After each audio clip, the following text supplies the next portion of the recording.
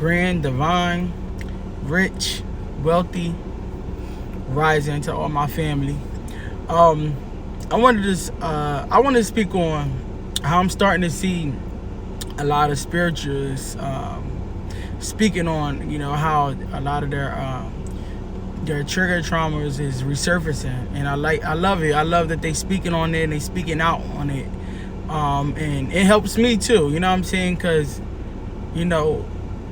it's not too many people out there that would, like, especially people in the spiritual community. Like, a lot of people, may come off like, oh, I'm healed.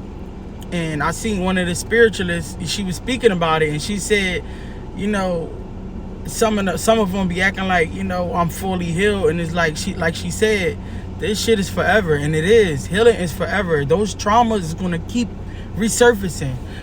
Every time you level up, spiritually, the trauma is gonna come back. It's gonna test you.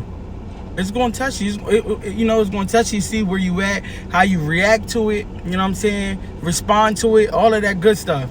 You know what I'm saying? And it lets you.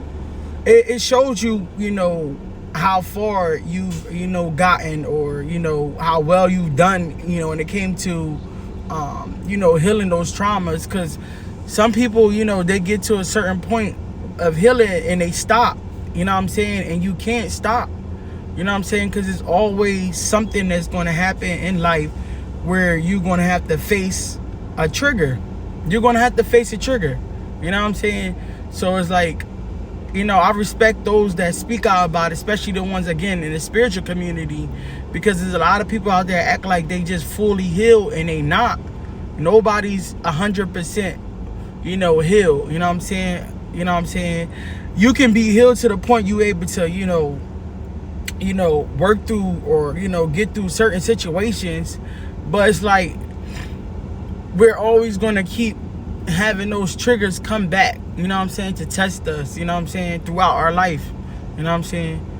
And it's going to get to the point where we are going to be able to dodge them and, be able to, jump over them like hurdles, because we seen it coming, or we've been through this situation already, so we already know how to, work through it. But again, I love to see, people in the spiritual community, just speak on that, because that's really important, very important, when it comes to, our triggers and them resurfacing. Very important. So I just wanted to speak on that, and just share that with y'all, because that's something that I'm currently going through. You know what I'm saying? I had to step back and sit in my traumas. You know what I'm saying? Something that had came back up. You know what I'm saying? Where I went through some experiences, and I had to sit with myself. And one day, before I leave this post, this video, is don't look at it as a bad thing, because you have to face a trigger that came back around. You know what I'm saying? That's not a bad thing. It's just that you may have to just sit through it and work through it a little bit more. Because think about it.